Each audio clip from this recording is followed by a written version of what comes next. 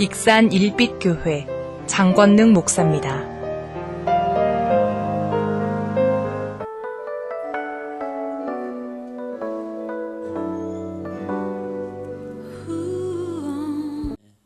자, 오늘 8월 셋째 주 귀한 주일 예배에 움직이는 교회로 또 사모하는 마음으로 주님 앞에 달려나와 신령과 진정으로 예배하는 우리 성도님들 한 분 한 분에게 하나님의 크신 은혜와 사랑과 위로와 오늘 누디아에게 하나님의 말씀을 청중했던 또 하나님 주신 그 믿음의 선물을 다 소유하는 주인공들이 되시기를 주의 이름으로 축복합니다. 신앙생활도 마찬가지고 인생도 마찬가지고 성공한 것 같은데 성공한 사람이 있고 성공한 것 같은데 실패한 사람이 있고 실패한 것 같은데 성공한 사람이 있습니다. 즉 믿음이 좋은 사람인 것 같은데 어떤 일을 겪어보면 믿음이 없는 사람이 있고 저 사람은 진짜 믿음도 없나 봐. 신앙생활을 왜 믿음 생활을 저렇게 하지? 근데 어떤 일을 겪어보면서 저 사람은 참 믿음이 진국이네. 이렇게 인정되고 또 이런 사람이 있을 수 있습니다. 진정한 성공, 진정한 행복, 진정한 믿음, 하나님 기뻐하는 사람은 어떤 사람일까? 오늘 본문에도 우리에게 약간은 그런 혼돈을 주는 사건을 우리가 살펴볼 수가 있습니다. 바울이라고 하는 인물이 우리가 잘 아는 것처럼 사도행전 9장에서 교회를 핍박하고 예수 믿는 사람을 잡아 죽이러 앞장서서 가다가 하나님의 강력한 임재를 통해서 그가 변화되었습니다. 그리고 사도행전 13장에서 안디옥 교회라는 곳을 통해서 이제 사도 바울이 선교사로 파송을 받습니다. 1차 전도 여행을 통해서 바나바라고 하는 신실한 동역자를 중심으로 선교 여행을 하면서 많은 곳에 지역마다 교회를 세우고 복음을 증거합니다.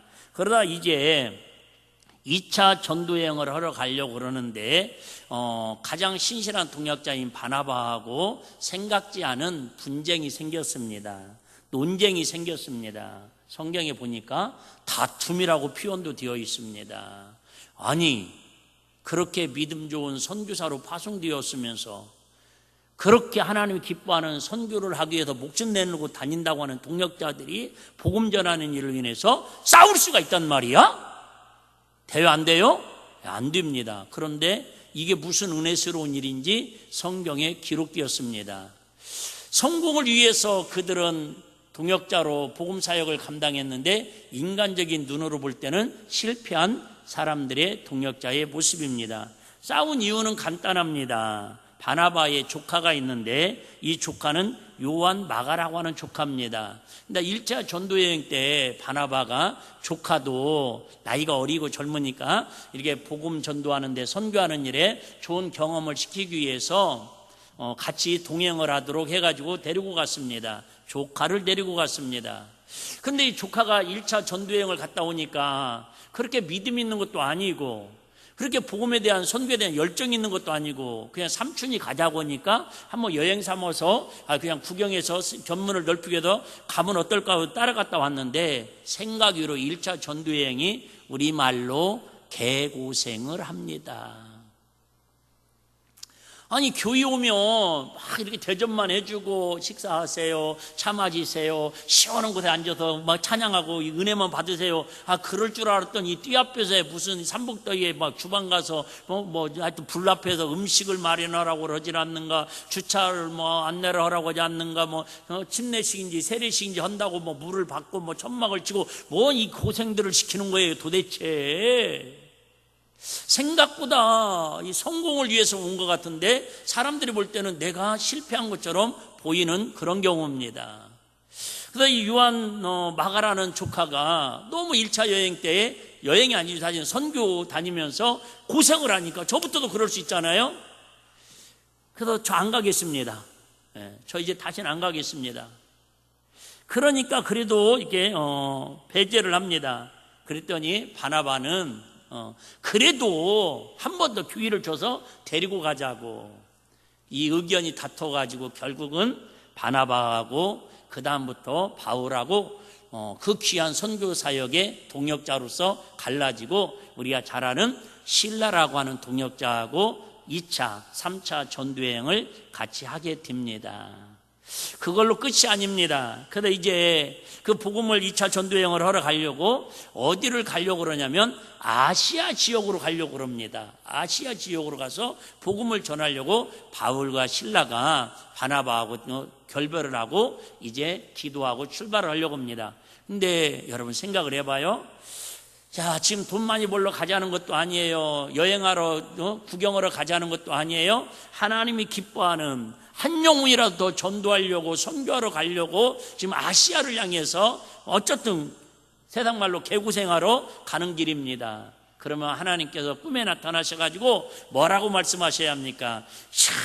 바울아, 네가 감정은 있어서 사람하고 좀 다투긴 했지만 그래도 그 다툼도 다른 다툼이 아니라 자기 사육을 위한 다툼이 아니라 복음을 효율적으로 전하기 위해서 다투는 참 그 모습이 아름답다고. 이제 아시아의 어느 곳을 가든지 내가 너와 함께 할 것이고 걱정하지 말고 하여튼 좀 복의 복을 내가 이게 빌어준다고 하나님이 그렇게 환상 중에 말씀하시는 게 아니라 성령님을 통해서 도리어 복음을 전하러 가려고는 아시아로 가지 말고 어디로 가라고 그러냐면 유럽으로 가라고 그럽니다. 유럽으로 가는 길이 그렇게 또 평탄한 길은 아닙니다. 배 타고 가야 하고요. 제가 찾아보니까 250km 뛴다고 그럽니다. 육로로 가도 250km면 우리가 서울 좀 지나서 저 의정부 그 위에까지 가야 하잖아요. 그렇게 가까운 거리도 아닌데 배를 타고 그 당시에 배를 타고 섬을 지나서 간다라는 것은 쉬운 일이 아닙니다. 오늘 본문에 또 보니까 그 지역이 어느 지역이냐면 마게도냐라고 하는 큰 지역의 유럽 대륙의 첫 관문인 어느 지역이라고 그래요?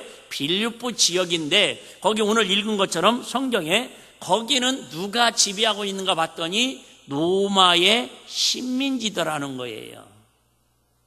지금 모든 환경과 여건이 실패하기 딱 좋은 조건이라는 거예요.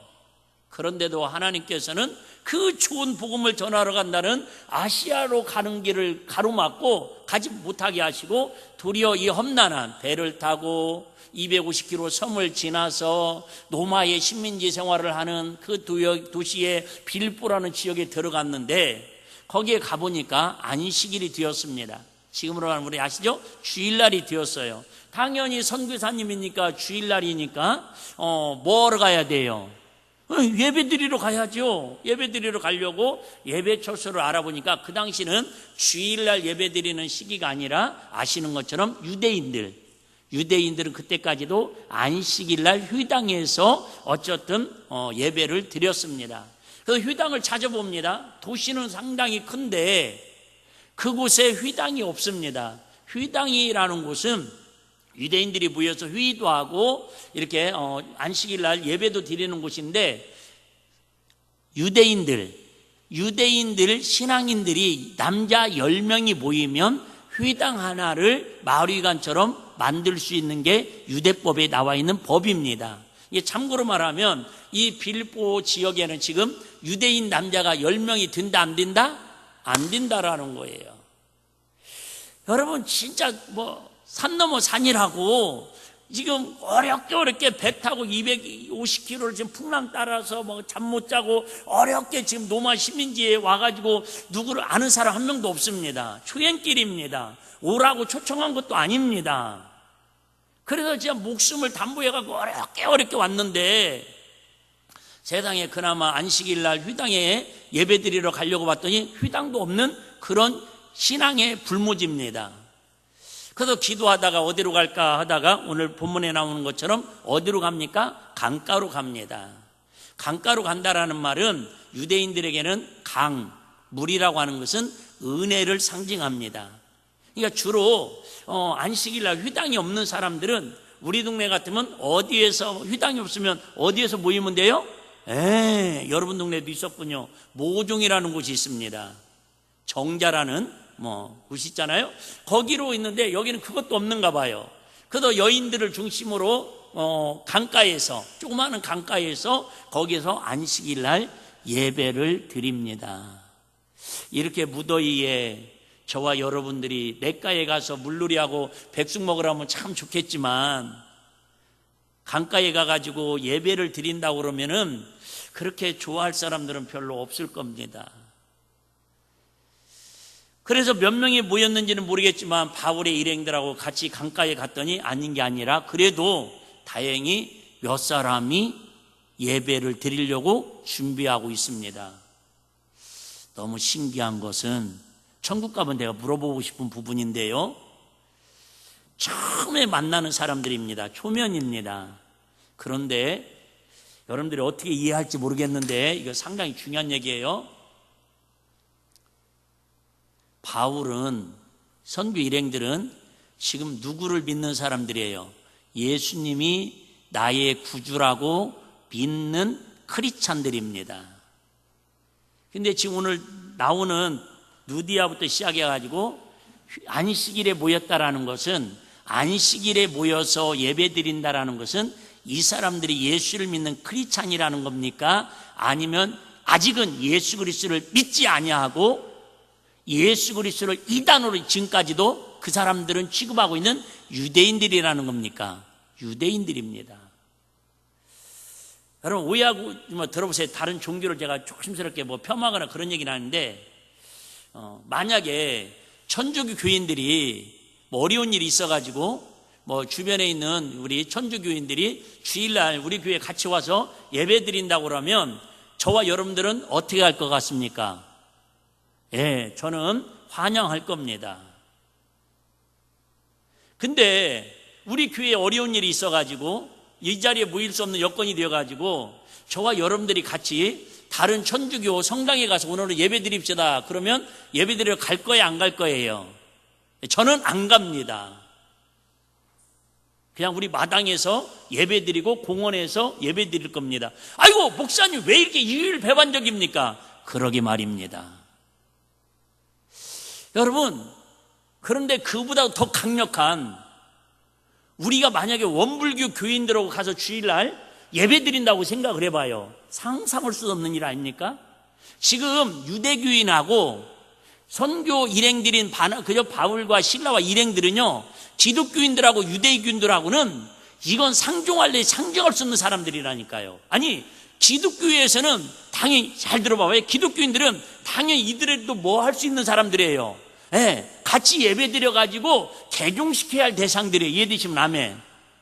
그런데 유대교에서는 기독교를 뭘로 보냐면 이단의 교수로 봅니다. 그러니까 개종하기 전까지는 바울이 대하듯이 예수 믿는 사람들은 아주 신성 모독자들로 이단의 교수로 핍박하고 잡아 죽여도 감옥에 가둬도 그들은 당연한 거고 너무너무 잘한다고 생각을 하고 사는 사람들이 유대인들입니다. 그런데 처음에 왔는데 예수 잘 믿는 크리스찬인 기독교인 지금 선교사님이 안식일날 유대인들이 모인 곳에서 말씀을 전한다고 그러는데 이걸 허락을 합니까? 안 합니까? 허락을 하더라는 거죠. 성경에 안 나와 있기 때문에 제가 더 이상 주석을 아무리 찾아봐도 그때 어떤 분들이 왜 이렇게 허락을 했는지 그 배경을 제가 알 수가 없습니다. 천국 가면 한번 물어보려고 그럽니다. 어쨌든 하나님의 은혜로 제가 봤을 때는 자기들끼리 10명도 안 되는 유대인들이 모여있기 때문에 누가 없는 거예요? 목회자가 없는 거예요. 그러면 이제 평신도들끼리 모여서 그냥 예배를 드리긴 드리는데, 오늘은 누가 예배하지? 오늘은 누가 설교하지? 서로 부담스러워요. 서로 막 내가 하고 싶은 마음이 들어요. 그 마음. 그러던 차에 이렇게 기도하러 왔다고, 안식일날 오늘 예배 드리러 왔다고 이렇게 하니까는 그러면 자기들 안 그래요? 자기는 선교하러 왔다고. 그러면 오늘 그러면 목사님이, 우리는 평신도고 당신은 목사님이니까 목사님이 설교 한번 해주십시오. 아마 이렇게 되지 않았을까 추정은 해볼 수 있습니다. 그럴듯한 근거는 있죠.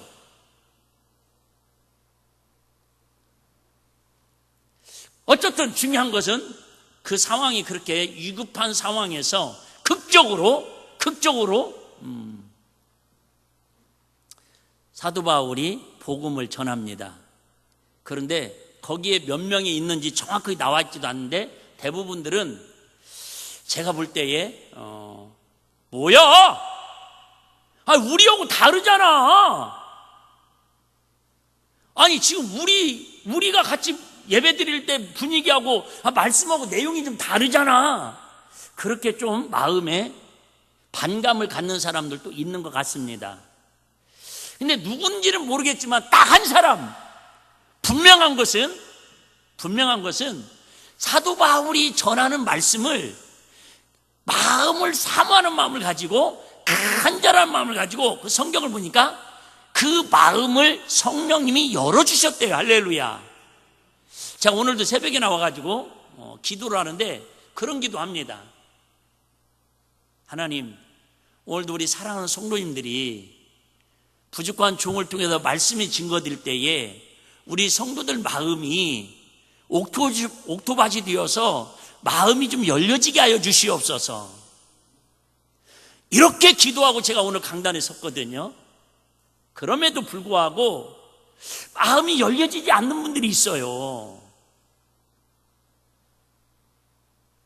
어쨌든 이 누디아라고 하는, 여러분 너무 얘기 많이 들어서 아시겠지만은 객지에서 장사차 왔습니다. 자, 지금도 마찬가지지만 그 당시에 2000년 전에 여러분 여성이 자기 지역도 아니고 남의 나라에 남의 도시에 와서 여러분 무역을 한다라는 것은 쉽지 않은 배짱이고 쉽지 않는 여장부의 그런 기세가 없으면 할 수 없는 일입니다. 당연히 돈도 많고요, 사업수단도 있고요, 사람 관계도 좋다라는 걸 알 수 있겠죠. 그러면 인간적으로는 뭐예요? 성공한 사람이에요. 인간적으로는 뭐예요? 부족함이 없는 사람이에요. 그런데 기적같이 그 사람에게 하나님이 목숨을 걸다시피 하고 누구를 만나게 했어요? 하나님, 유대교로 개종할 수 있는 은혜를 주셨어요. 이방인인데. 우리로 말하면 불교에서, 원불교에서 지금 천주교인이 됐다 그 말이에요. 예를 들면 이런 예와 조심스러운데, 그런데 그럼에도 불구하고 뭔가 마음에 약간의 아쉬움이 있었어요. 뭔가 마음의 공허함이, 허무함이 채워지지 않았어요. 그런데 바울이라고 하는 오늘 첫 만남, 여러분 조심스러운데 또 이게 비하가 될 수도 있으니까 이게 그 초상화, 바울 선교사님의 그 초상화를 보면 하여튼 이렇게 해갖고 하여튼 인상이 좀 하여튼 날카롭게 보입니다. 그렇게 매력적인 남자도 아니고 하여튼 말도 그렇게 유창하게 한다고는 안 돼 있어요. 성경에 오지금 아시잖아요. 설교하다가 지루하게 해가지고 떨어져서 죽을 때까지 하는 그런 스타일. 진짜 재미없는 이렇게 지루한 스타일. 그런데도 그 누디아라고 하는 여인의 그 사업가 여장부의 마음에 하나님께서 믿음으로 그 마음을 열어 제쳐주니까는 사울이 들려주는 말씀을 뭐하더라? 청종하게 하신지라. 14절에 보니까 바울의 말을 청종하게 하시니라. 주께서 그 마음을 열어 바울의 말을 청종하게 하신지라. 주께서 누디아의 마음을 열어가지고 바울의 말을 청종하게. 그러니까 내가 잘 듣고 싶어서 들어지는 게 아니라 주님이 잘 들을 수 있는 은혜를 주셔야 한다라는 거예요. 할렐루야. 그래서 여러분 미리 와서 찬양도 하고, 여러분 집에서 출발하기 전부터 어젯밤부터 여러분 기도하고 오라는 거예요. 할렐루야. 헛걸음 되지 않도록. 그냥 분명히 와서 예배는 드리고 갔는데 뭔가 시험은 봤는데 뭔가 20점 30점 맞은 그런 기분. 뭔가 교회는 왔다 갔는데 내가 왜 왔다 가지? 이러려고 내가 지금 예배 드리는가? 아니 목사님한테 내가 저런 소리 귀한 시간에 들으려고 내가 지금 왔다 가는 건가? 여러분, 아직 주님의 마음이 열어야 하는데, 저 옆에 동네에 대장이 마음을 열었거나 세상이 마음이 열어놓으면요 세상 말이 자꾸 들어옵니다. 어쨌든 마음 문을 열어 주께서 열어가지고 바울의 말을 누디아가 청종하게 합니다. 그로 인해서 기가 막힌 일이 생깁니다. 은혜를 받고 나니까 말씀이 믿어지니까 이제 우리 집에서 모임을 갖자라고 부탁을 합니다. 나중에 빌립보서 1장 1절에 가보면 아시지만은 결국은 누디아의 한 여인이 마음이 열려가지고 바울의 목사님의 말씀을 청종하고 은혜를 받으니까 결국은 자기 집에서 기도처가 되고 그 기도처가 주변 사람들한테 얼마나 선한 영향을 끼쳤는지 빌립보 교회가 되어가지고 도리어 예루살렘 교회를 구제하고 선교하는 일에 도와주는 아주 전초기지로 우뚝 서가는 은혜를 경험합니다. 자, 다시 한번 얘기합니다. 여러분, 이방 여인이라고 그랬어요. 이방 여인이 유대교로 개종하려면 상당히 목숨을 걸어야 합니다. 어떤 불이익을 당할지 아무도 모릅니다. 더 위험한 게 유대교에서 기독교로 개종을 한다는 것은 더 위험을 감수하는 일입니다. 그럼에도 불구하고 하나님께서 강력하게 한 여인의 마음을 열어가지고 그를 예수 믿고 회개하고 침례받고 변화되게 하니까 그 사람을 통해서 그 지역의 수많은 사람들이 예수를 믿게 되고 교회가 든든히 세워져서 선교사들을 후원하고 어려운 교회들을 돕는 영향력 있는 그런 교회로 우뚝 서가는 은혜가 있더라는 거죠. 우리 김정환 목사님 오늘 찬양한 것처럼 여러분, 바로 우리 일빛교회가 누군가에게 저와 여러분 한 사람 한 사람이 움직이는 교회가 되어서 하나님의 선한 영향력을 끼치는 그런 믿음의 용사들이 되어야 할 줄로 믿습니다. 정말 유대교에서 기독교로 개종한 누디아가 결국은 15절에 보니까요, 내 집에 들어와 유활하고 강권하여 있게 아니라. 근데 15절 그 앞에 부분에 보면요, 참 한 절 한 절 단어 한 절 한 절이 이게 이 사건의 배경을 알고 이렇게 읽게 되면은 마음이 애절한 마음이 느껴집니다. 뭐라고 얘기합니까? 먼저 그 집이 다 세례를 받고, 그죠? 지난주 말씀드렸죠? 성경에 나오는 세례는 원어에는 모든 게 뭘로 되어 있다라고요? 심례로 되어 있다라고. 여러분, 세례 받는 건 맘만 먹으면 10분이면 5분이면 할 수도 있습니다. 왜? 물 한 바가지 떠다가 성부와 성자와 성령으로 세례를 주노라. 5분 10분이면 끝낼 수도 있습니다. 근데 저와 그 집이, 그 집에 있는 보니까 자녀들도 있고 가족들도 있고 뭣도 있는 걸 알 수 있어요? 예, 직원들도 있는 걸 알 수 있습니다. 한 사람 여장부 사업가의 그 사장님이 은혜 받으니까 직원들까지 다 침례를 받는데, 여러분, 침례를 받는 건 그 당시나 지금이나 어쩌든 뭐가 있어야 합니까? 준비가 있어야 합니다. 우리나라는 저렇게 물이 귀하지 않아가지고 호스되고 저렇게 받는데도 몇 시간 걸렸습니다. 근데 이분들은 여러분, 치료자들 강가로 가야 한다는 말이에요. 집에서 강가로도 가야 돼요. 제일로 많은 게 뭐냐면 침례 받을 때에 물이 다 잠깁니다. 그 여인들 같은 경우는요, 그 침례 교회사에도 나옵니다. 옷들이 달라붙으면 안 믿는 사람들이 그걸 보면서 두 가지 반응입니다. 이해되시죠? 저게 무슨 꼴이냐고. 예수 믿으려면 곱게 믿어야지 꼭 저렇게 물속에 들어가가지고 생쥐 모양 꼴처럼 저렇게 흉한 모습을 보여야 하냐고, 그렇게 흉보고 그렇게 손가락질합니다. 한편으로는 그 자체로, 침례받는 그 자체로 신앙 고백을 통해서 야, 역시 예수 믿는 표는, 예수 믿는 사람들은 뭔가 신앙에 확실한 표가 있다라는 것을 그들을 보면서 교회로 달려오고 예수를 믿고 마음이 열려지는 그런 축복의 계기가 열려지는 경우입니다. 어쨌든 저와 그 집이 다 침례를 받고 우리에게 청하여 가로되. 자, 우리에게 청하여 가로되. 바울만 간 게 아니라 선교 일행들 누가와 실라와 여러 일행들이 같이 다니는데 그 사람들을 청하여 가로되. 자, 그 다음에 저는 오늘 가슴에 참 마음이 와닿더라고요. 만일 나를 주 믿는 자로 알거든.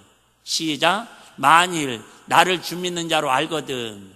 그러니까 지금 이 누디아가 은혜 받았어요. 설교 시간에 말씀 듣고 은혜 받았어요. 은혜 받으니까 그 선교 일행들을 다 자기 집으로 초청해가지고 지금 식사 대접하는 정도가 아니라 우리 집에도 먹고 자라는 거예요. 살으라는 거예요. 어허이, 마음만 있어도 되는 게 아니라니까요.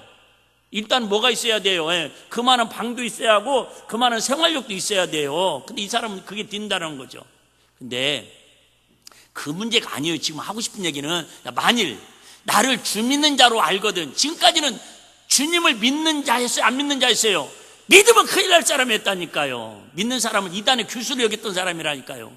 그런데 설교 한 편 듣고, 설교 1시간 듣고, 야, 1시간인지 몇 시간인지 모르겠지만 나는 이런 게 막 충격이 드는 거야. 설교 준비하면서. 바울 목사님 얼마나 능력 있기에 설교 한 번 했는데도 이런 변화가 일어나는데, 장원능 목사는 막 20년 동안 매일 막 아침 저녁으로 설교해도 이런 변화가 왜 안 일어날까요? 예? 일어나기는 고사하고 도리어 시험 들었다고 하는데 어떻게 할까요? 막 하나님께 물어봤더니 네가 바울이 아니지 않느냐 그러시더라고요. 그건 바울 아닙니다. 자, 중요한 얘기예요.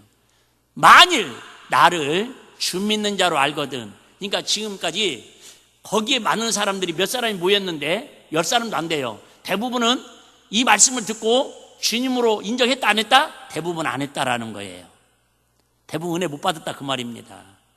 8명이 모였으면은 제 생각에는 7, 8명 은혜 못 받고 누디야 한 명은 분명히 은혜 받은 것은 확실합니다. 근데 확실한 건 더 확실한 건 뭐예요? 제일로 은혜를 많이 받은 건 확실합니다. 할렐루야. 제일로 은혜를 많이 받은 건 확실해요. 그러니까 우리 집으로 막 초대랍니다. 근데 그 조건이 뭐냐면 나를 주 믿는 자로 알거든. 그러니까 사람들 눈에는 주를 믿는다라는 게 쉽다 어렵다? 어렵다라는 거예요. 근데 뭘 받고 났으니까? 침례를 받고 났으니까 주 믿는 것이 확실하다라는 거예요. 오늘 10시에 우리 학생들하고 제가 지난주 침례 이렇게 문답을 해가지고 같이 채점을 하고 이렇게 이야기를 나눴습니다. 내가 몇 가지 말씀을 드렸어요. 세례하고 침례하고 차이가 뭐냐? 세례 씻는다, 침례 잠긴다, 밥티죠 원어. 침례를 왜 받아야 하느냐? 주님의 명령이다. 주님의 명령이에요. 받아도 되고 안 받아도 되는 게 아니라 주님의 명령입니다. 그러면 왜 우리가 침례를 받아야 하느냐? 침례를 받는 것이 저 사람 침례 받았으니까 구원받았다. 침례가 구원의 표가 아니라 말씀드리면 내가 예수 그리스도를 믿음으로 온 가족이 침례를 받고 내가 믿는 줄로 알면 우리 집에 와서 머무르라고 누디아가 초청하는 것처럼 예수 내 구주, 예수님이 나의 구주임을 확실히 신앙 고백한 사람이 받는 표로 행하는 게 뭐라고요? 침례라고. 근데 우리 한 친구가 그렇게 써 있어요. 구원에 확신이 있습니까? 1번 예, 2번 아니요, 3번 모르겠다. 근데 3번을 체크했어요. 내가 그랬어요. 봐라, 집사님들이 며칠 전부터 저렇게 침례하려고 준비하고 물 받아놓고 목사님이 기도하고 이렇게 애쓰고 이렇게 수고하고 있는데 준비됐으니까 침례 문답 됐으니까 침례 받는 게 아니다. 모르겠다라는 정답이 1번 예라고 바꿔지지 않는 한 이렇게 다 준비돼서도 목사님도 침례 줄 수 없고 침례 받아서도 안 된다. 그래서 제가 쭉 막 열변을 토했습니다. 왜 시간이 없으니까요. 그러니까 한 5분 동안 쭉 얘기해 줬어요. 나는 주인이고 주인으로 인해서는 내가 죽어야 하고 영원한 지옥 가고 멸망받아야 하는데 주민죄를 해결을 받을 거는 오직 예수님이 내 죄 때문에 십자가에 빌려 죽으시고 부활하시고 그 죄를 넘기고 인정만 하면 예수 내 구주 신앙 고백만 하면 하나님의 자녀가 되고 죄사함을 받았으니까 하나님 나라 생명책에 이름이 기록되니까 이렇게 고백 예수 내 구주만 신앙 고백된 사람은 그 표로 이제 침례를 받기 합당하다. 그 구원의 확신이 생겼습니다. 그랬더니 아멘 그러는 거예요. 할렐루야. 오해하지 마 들으세요. 저는 1년 동안 누가 뭐라고 해도 우리 학생이 모르겠다 해서 1번 나는 오늘 죽어도 천국 갈 수 있는 구원의 확신이 있습니다. 오늘 침례받음으로 그 신앙 고백의 표로 그 영혼이 확실히 하나님 나라의 생명책에 기록된 것만으로도 우리 일비교회의 사명은 하나님이 어쨌든 혼내진 않을 줄 믿습니다. 한 영혼이 온 천하보다 귀하다고 그랬으니까요. 여러분 다시 한번 띄워줘 보셔봐요. 너무 중요한 얘기인데 만일 나를 주 믿는 자로 알거든. 여러분 다 주 믿잖아요. 여러분 다 예수 내 구주 고백하고 침례 받았잖아요. 근데 그 다음에 그렇게 침례 받고 예수님을 나의 주로 고백한 사람들은 뒤에 이런 고백이 있냐 그 말이죠. 내 집에 들어와 유하라고 강권하 있게 하니라. 여러분, 우리 예수님을 저와 여러분 집에, 저와 여러분 마음속에 좀 강권하여 모셔드려가지고 우리 예수님과 이 무더운 여름에도 늘 주님과 함께하는 은혜가 있기를 주님 축복합니다. 필요할 때만 오시라고 하지 말고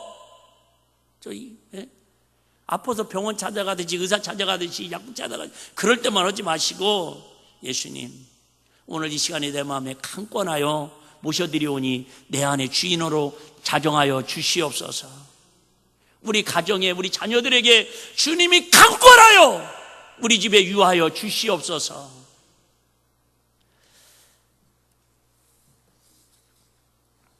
하나님께서는 그 무엇 때문에 이 누디아의 마음을 이렇게 열어가지고 하나님 말씀을 따르게 하십니까? 15절 읽은 것처럼 결국은 하나님의 누디아의 마음을 열어서 바울이 전한 복음을 믿고 하나님 말씀을 따르게 하시는 목적은 바로 온 가족이 예수 믿고 구원받게 하려고.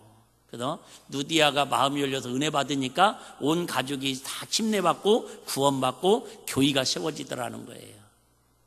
어쨌든 제가 요즘은 많이 강조를 못하고 있는데 나는 우리 일빛교회 사랑하는 성도님들이 정말 주님 만날 때까지 이런 욕심을 하나 기도했으면 좋겠어요. 하나님, 아까 우리 안두시자님 찬양한 것처럼 내가 움직이는 교회입니다.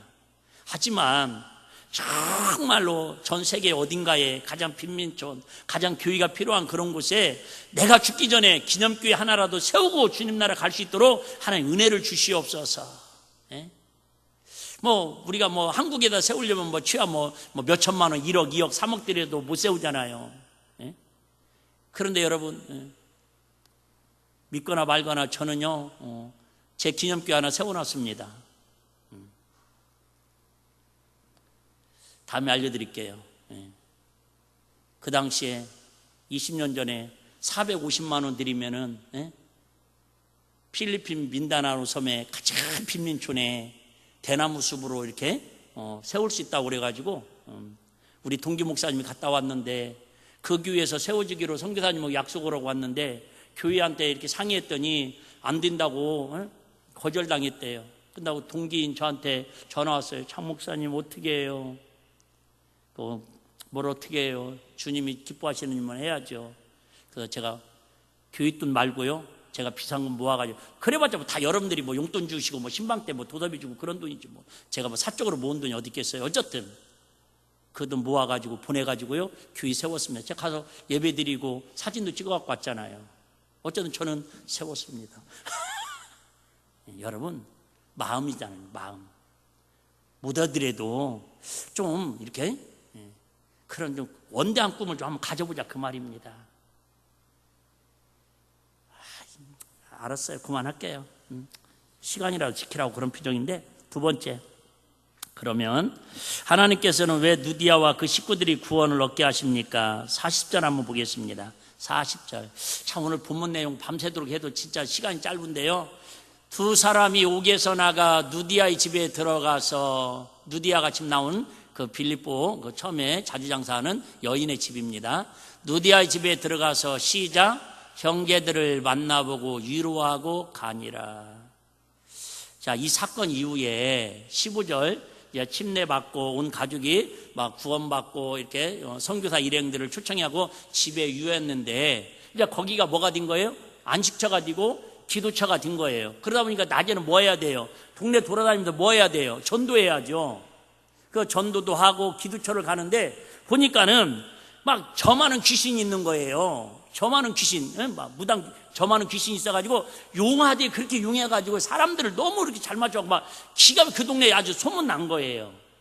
그런데 바울과 실라가 가다가 보니까는, 자 17절 한번 볼게요. 제가 16절 제가 읽을게요. 우리가 기도하는 곳에 가다가 저만한 귀신 들린 여중 하나가 만나니 점으로 그 주인들을 크게 이야기하는지라 바울과 우리를 쫓아서 소리질러 가로되 이 사람들이 지극히 높은 하나님 중으로 구원의 길을 너에게 전하는 자라 하여 이같이 여러 날. 무슨 얘기냐면 바울과 실라가 지나가니까요, 이 귀신 들려갖고 저 많은 점쟁이들이 하나님의 은혜를 주셔가지고 바울과 실라를 쫓아다니면서 우리도 좀 구원해달라는 거예요.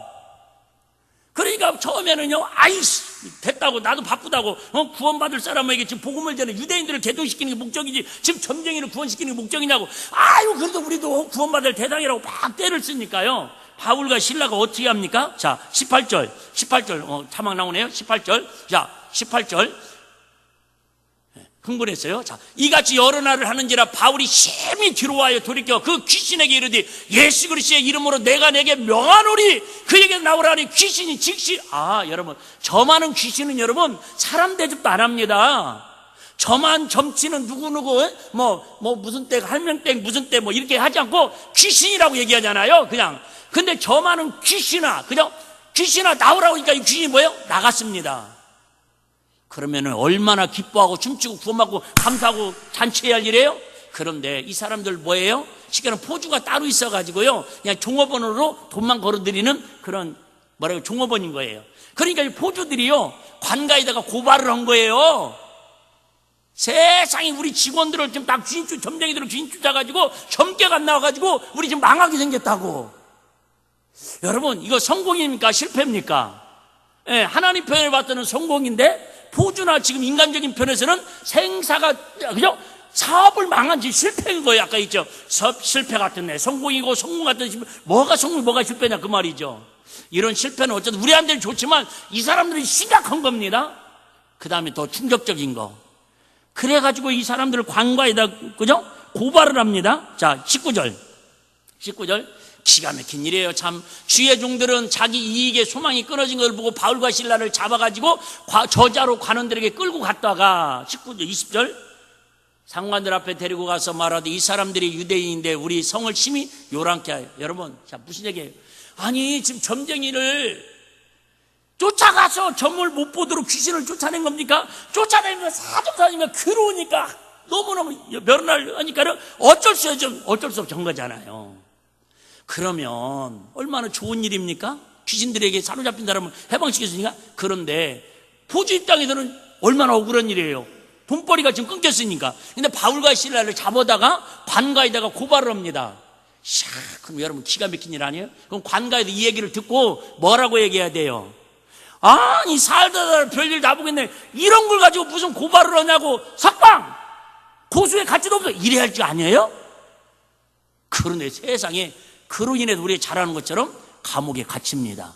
갇히는 것도 그냥 갇히는 게 아니라 착고에, 아시죠? 수갑을 차고 발목에 착고를 차가지고 감옥에 갇힙니다. 근데 그러면 지금 바울과 실라는 복음 전하다가 성공한 거 실패한 거예요? 실패한 거죠. 실패한 거잖아요. 지금 감옥에 갇혔으니까. 아니, 이제 막 어떻게 하면 와가지고 막 성공한 것 같아도 대접받고, 그죠? 막 강권에 음식 좀 드세요. 목사님 고맙습니다. 우리가 좀 구원에 감사합니다. 그래갖고, 기도 좀 하고 복음 전하다니다가 졸지에 지금 감옥에 갇혔으니까 실패한 것 같죠, 인간적으로는. 그랬더니 우리가 잘 아는 것처럼 바울이, 그죠? 신라가 감옥에 갇혔는데도 원망하고 불평하고, 아이고, 내 인생이 왜 그렇게 막 예수 믿다가, 고생하다가 어린이를 당한다고 막 이러니까 아니잖아요. 감옥에 와서 막 뭐예요? 찬양합니다. 내가 볼 때는 이런 찬양 하는지 모르겠지만, 이 기쁨 그저 즐거워도 오자유 그저 어두운 마음에 깜깜한 시커먼 마음에 여러 가지 찬양을 하는 거예요. 그랬더니 하나님께서 갑자기 지진이 나게 해가지고 옥문이 열립니다. 그 간두장이 놀래가지고 그럴 때에 결국은 그 간두장도 다 집에 초청해갖고 침례를 받고 뭐예요? 구원을 받고, 그때 나온 게 31절이죠. 주 예수를 믿으라. 그리하면 너와 내 집이 구원을 얻으리라. 그래서 온 가족이 다 침례 받고 구원을 받는 역사가 일어납니다. 성공입니까? 실패입니까? 성공! 실패 같으나 성공, 성공 같으나 실패 같으나 성공 같으나 실패. 그렇게 나서 감옥에 나왔을 때의 말씀이 아까 40절 말씀이에요. 바울과 실라가 나왔는데 어디로 가더라? 누디아 집으로 가서 뭐하더라? 위로를 받더라. 가장 힘들고 어려울 때에 복음을 전하는 자들, 또 구역에서 또 교회에서 힘들고 어려운 사람들을 위로해 줄 수 있는 그런 사람이 영적으로 리더고 영적으로 승리하는 사람이고 영적으로 성공한 사람인 줄로 믿습니다. 자, 그러면 어떻게 하면 우리가, 자, 빌립보서 1장 1절 한번 아까 말씀드린 한번 읽고 넘어가 볼게요.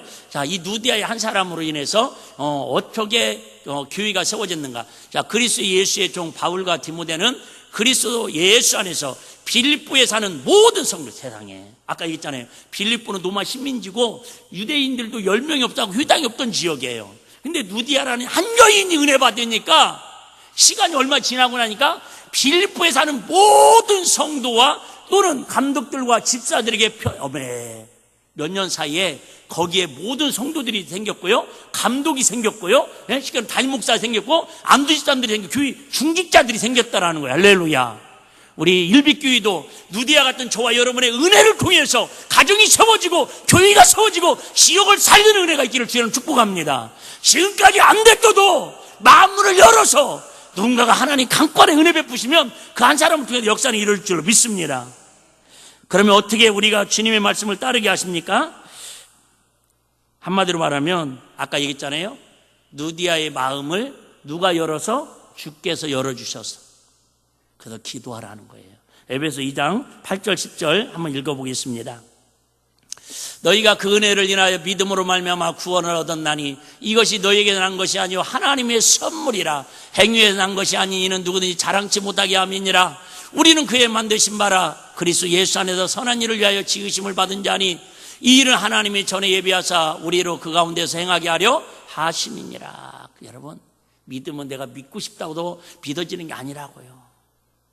어떤 사람은 그죠? 목사님 나도 이제 진짜 믿고 싶어요. 근데 믿음에 성공한 것 같은데 또 아까 있잖아요. 어떤 어려운 일이 있으면 믿음이 온데간데 없대 밀가루에 푹 깔라져 갖고 믿음 없는 안 믿는 사람보다도 더 악한 행위들을 하고 있다라는 거죠. 여러분 다른 거 없어요. 뭐예요? 겸손한 마음으로 기도하는 수밖에 없어요. 하나님, 오늘도 내 마음에 믿음의 선물을 주시옵소서. 우리 사랑하는 자녀들 마음속에 믿음의 선물을 주시옵소서. 이 나라 이 민족에도 하나님 믿음의 선물을 허락하여 주시옵소서. 하나님이 믿음의 선물을 허락하시면요, 신기하게요, 믿음이 자랐습니다. 믿음이 싹이 났네요. 30배, 60배, 100배 열매를 맺었답니다. 그래요, 여러분. 믿음의 선물을 받으시기를 주여는 축복합니다. 근데 하나님이 여러분 지금도 계속 주시려고, 믿음은 들으면서 난다고 주의 종을 통해서 계속 말씀을 전하거든요. 그럼 어떻게 해요? 그냥 고개를 까딱까딱 하더니 아멘 아멘 하더니 옳습니다. 그러면요, 그렇고 말고요. 그렇게 하면 여러분 신격에 내 마음에 믿음이 들어가서 어느 날 아까 있잖아요. 오늘은 다 실패한 것 같은데 그 상황을 통해서 그 말씀이 살아 역사하는 기적을 이루시는 주인공이 되더라, 그 말입니다. 한번 따라하고 마치겠습니다. 믿음은 하나님 말씀을 따라 사는 것입니다. 믿음은 하나님의 말씀을 따라 사는 것입니다.